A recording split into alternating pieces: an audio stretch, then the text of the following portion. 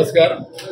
आज संध्याकाळी मालवण निवडणुकीच्या प्रचाराच्या नियोजनाच्या निमित्ताने जिल्हाध्यक्षाने आता मी आज मालवणच्या या आमच्या प्रचार कार्यालयामध्ये उपस्थित होतो आणि त्यावेळी एक आमदार महोदयांनी केलेलं फेसबुक लाईव्ह बघितलं आणि त्या फेसबुक लाईव्हमध्ये आमदारांनी आमचे ज्येष्ठ कार्यकर्ते विजय केनवडेकर यांनी त्यांच्या घरी भेट दिली आणि त्यांच्या घरामध्ये काही कॅश सापडली तर त्या सगळ्या कॅशचा संबंध त्याने भारतीय जनता पार्टीशी जोडला आहे। खरं तर विजय केनवडेकर यांच्या घरी थेट आमदारांनी जाणं किंवा कोणत्याच कार्यकर्त्याच्या घरी हे मला वाटतं योग्य नाही। यासाठी अनेक यंत्रणा आहेत, काही शंका असल्यास तर ते यंत्रणाच्या माध्यमातून ते केलं पाहिजे। विजय केनवडेकर आमच्या संघाचे स्वयंसेवक आहेत आणि गेली अनेक वर्ष भारतीय जनता पार्टीमध्ये कार्यरत आहेत। भारतीय जनता पार्टीची कार्यप्रणाली त्यांना पूर्ण माहीत आहे आणि त्या व्यक्तीकडून अशा काही पैशांसंदर्भातला विषय होण्याचा मुळात प्रश्न नाही। तरी सुद्धा त्यांना तिथे यंत्रणेने विचारल्यानंतर त्यांनी काही त्याची उत्तरं दिली आणि ते म्हणाले माझ्या व्यवसायातले हे पैसे होते आणि त्यामुळे तो विषय कार्यान्वित यंत्रणा ज्या आहेत, पोलीस असेल, निवडणूक आयोग असेल, हे सगळं बघेल। पण एका गोष्टीचं फार वाईट वाटतं की ही निवडणूक सुरू झाल्यानंतर मालवणमध्ये महायुतीतलेच घटक असलेले आणि आता आमच्या विरोधात लढत असलेल्या आमदार महोदय असतील आणि त्यांच्या सोबतचे सगळे पदाधिकारी असतील यांनी या निवडणुकीला एका वेगळ्या पद्धतीने घेतलेलं दिसतंय, जे मालवणवासियांना खरं तर अपेक्षित नाही। कारण आमचे उमेदवार असतील तर त्यांच्या जात प्रमाणपत्राचा एक इश्यू 4 दिवस चालला, काल त्याचा पर्दाफाश झाला, एक अध्याय बदनामीचा संपला, आज दुसरा बदनामीचा अध्याय सुरू झाला। खरं तर या सगळ्या कॅशची त्यांची व्यावसायिक आहेत, त्यांचं एक चपलाचं मोठं मार्ट आहे, त्यांच्या काही कंपनीज आहेत, त्यांचं कन्स्ट्रक्शन आहे, त्यामुळे त्याची असू शकते किंवा यंत्रणा त्याची चौकशी करू शकते। पण मला या निमित्ताने आमदार महोदयांना सांगायचं आहे की सन्माननीय राणे साहेबांच्या नेतृत्वामध्ये आम्ही खासदारकीची निवडणूक लढवली आणि 1 वर्षापूर्वी बरोबर याच आमदार महोदयांसाठी भारतीय जनता पार्टीच्या सगळ्या कार्यकर्त्यांनी तन मन धन अर्पून चांगलं काम केलं। त्यामुळे भारतीय जनता पार्टीच्या सगळ्या कार्यकर्त्यांचा त्यांना आमदार बनवण्यामध्ये सिंहाचा वाटा आहे।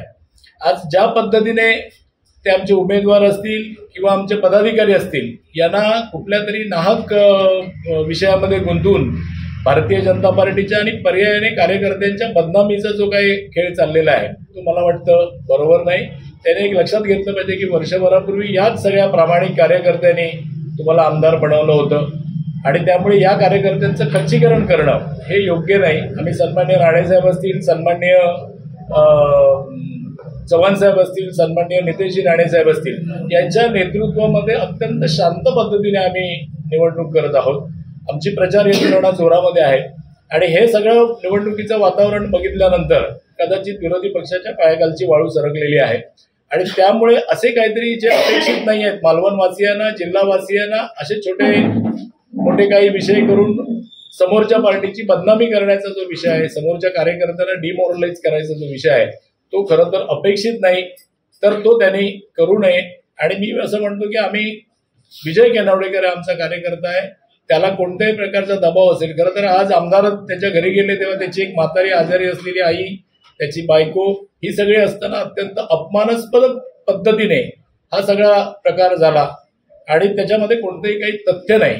तर माझं असं म्हणणं आहे की अशा प्रकारचं निवडणुकीमध्ये कुठल्याही प्रकारचं वातावरण नसताना मुद्दाम भारतीय जनता पार्टीच्या कार्यकर्त्यांना बदनाम करून, उमेदवारांना बदनाम करून लोकांमध्ये संभ्रम निर्माण करण्याचं जे काय षडयंत्र सुरू आहे ते ताबडतोब थांबलं पाहिजे।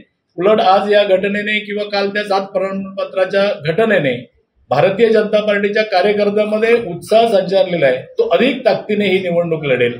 आणि आता मालवणवासी सगळी जनता जी आहे त्यांनाही कळून चुकलेलं आहे की हा रडीचा डाव आहे आणि त्यामुळे मालवणातील जनता विकासाला प्राधान्य दिलेल्या भारतीय जनता पार्टीच्या पाठीशी या निवडणुकीमध्ये राहील। आमचे नगराध्यक्ष आणि 20-26 उमेदवार आता मोठ्या मताधिक्याने निवडून येतील। पण पुन्हा एकदा मला तेच म्हणायचं आहे की अशा पद्धतीने निवडणुका होत नाहीत। खरं तर आपण एकत्रपणे निवडणुका लढवलेल्या आहेत आणि कार्यकर्ते सगळे प्रामाणिकपणे तुमचं काम केलेलं आहे, त्याच कार्यकर्त्यांना बदनाम करण्याचं, त्यांच्यावर दबाव टाकण्याचं जे काय सुरू आहे ते ताबडतोब थांबलं पाहिजे। या सगळ्या प्रकारांना मालवणची जनता मतपेटीतून उत्तर देईल आणि भारतीय जनता पार्टी मोठ्या मताधिक्याने या ठिकाणी विजयी होईल। या सगळ्यामुळे त्यांची अपेक्षा असेल की भारतीय जनता पार्टीचा कार्यकर्ता विचलित होईल, भारतीय जनता पार्टीचा पारंपरिक मतदार विचलित होईल। तर तसं न होता तो आणखी या पार्टीशी घट्टपणे जोडला जाईल, अधिक ताकदीने काम करेल आणि ज्या पद्धतीने आमचा प्रचार सुरू आहे त्यामुळे या सगळ्या गोष्टी होणार आहेत। इतकंच।